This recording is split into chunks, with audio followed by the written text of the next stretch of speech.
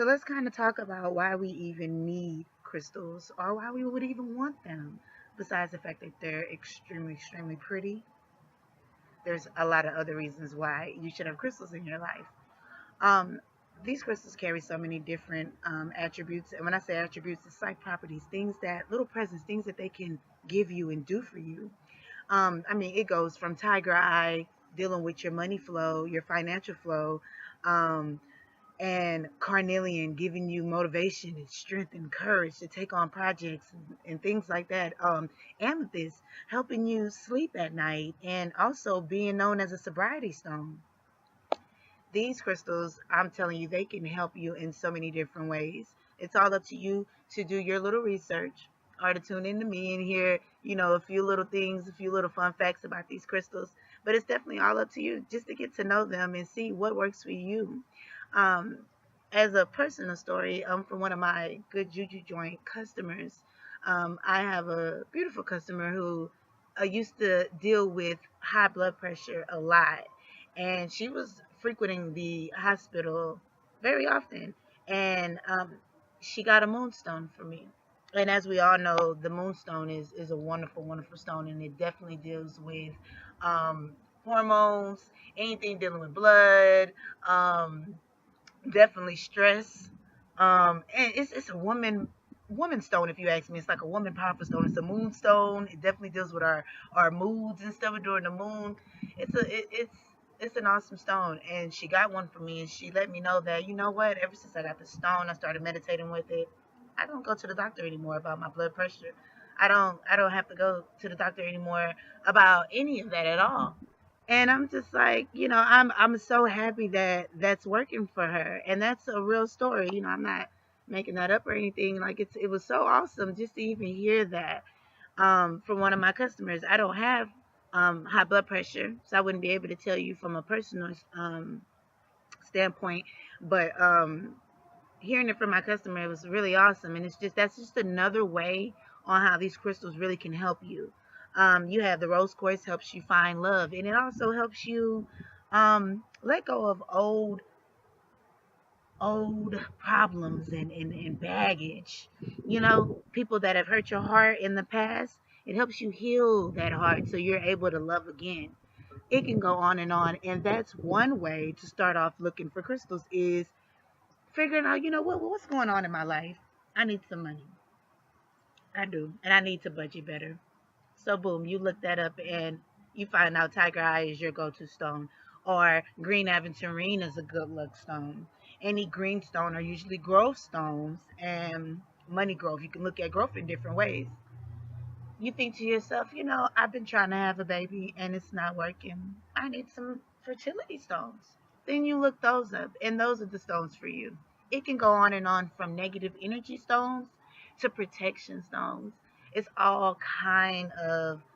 I tend to go back and forth. Forgive me calling them crystals and stones, but to me they're all my babies, and we just ball them up in one, and it's fine.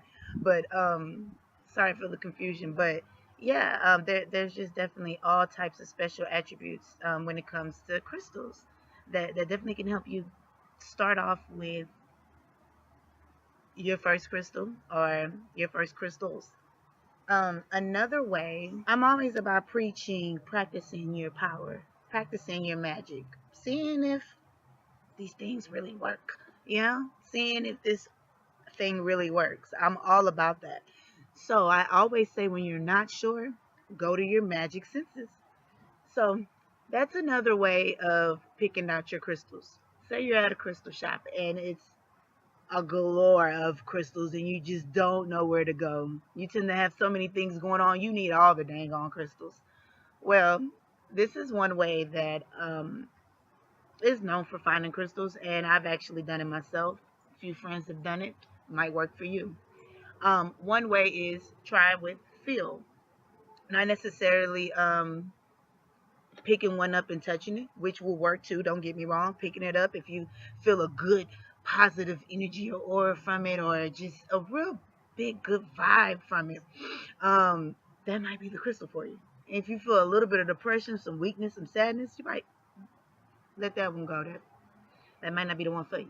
But when I say feel, I mean take your hand over the crystal. Don't touch it, but literally place it over the crystal and just see if your hand warms up a little bit, if it gets a little cold.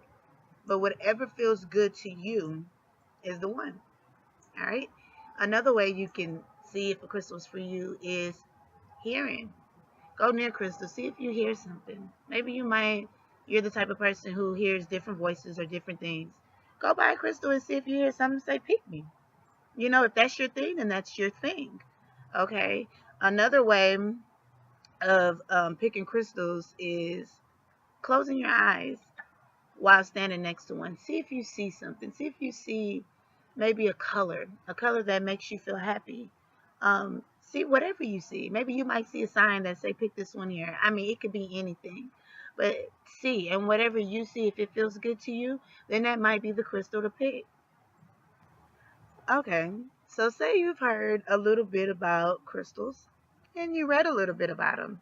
Then you found out, hey, they're kind of connected to chakras. I want to know more about chakras.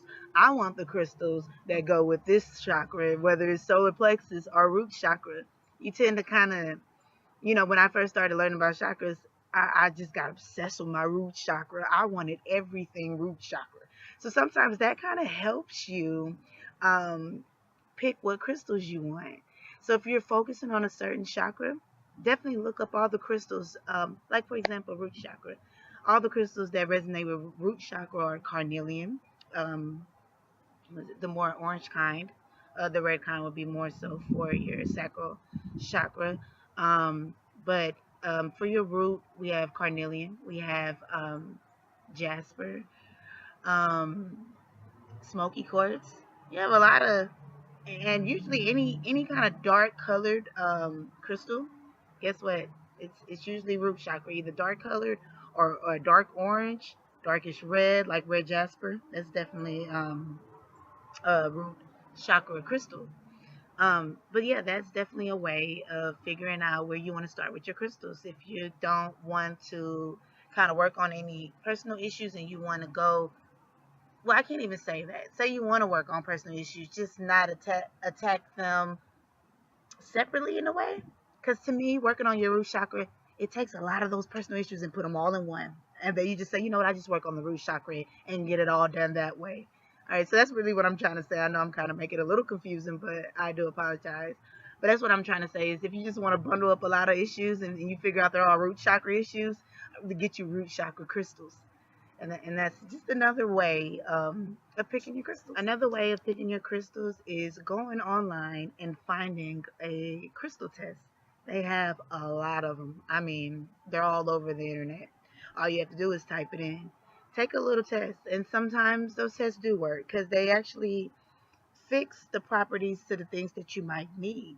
So, say you're having love problems and inner love, you're dealing with inner love issues and also with giving and receiving love on the outside. And you do one of those tests, more than likely you're going to get a rose quartz or some sort of heart chakra based, not base, but some sort of heart chakra crystal, focusing on love. So definitely try those crystals free. Okay, don't forget that. Those free crystal tests, give those a try. That's a great way to see what crystals you want to start off and what you might need.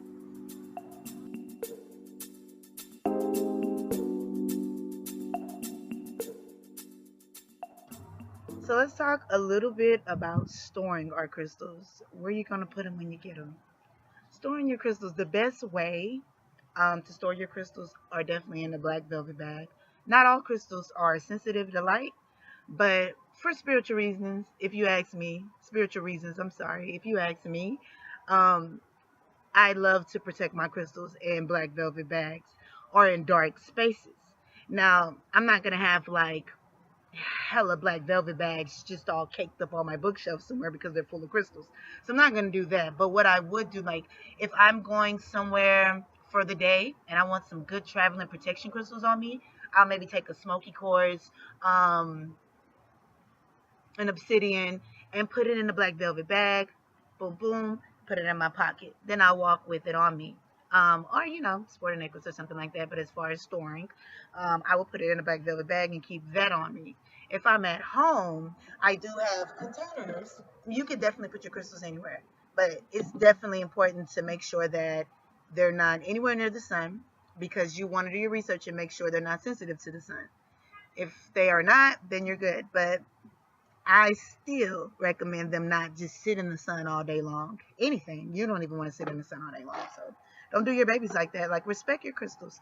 The respect you give them, oh, they're going to work hard and they're going to give you yours, okay? So back to storing. Another way, I have this little tin here.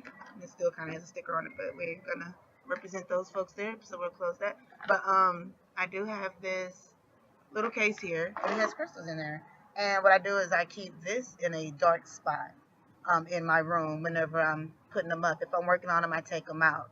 Another thing about storing your crystals is to try to keep them separated if you can, or even if you want to store them together, leave the rose quartz with the not the rose quartz, but like love crystals with love crystals, protection crystals with protection crystals. Um, Basically like that. Definitely always store your rough crystals separate from your tumble crystals. Why?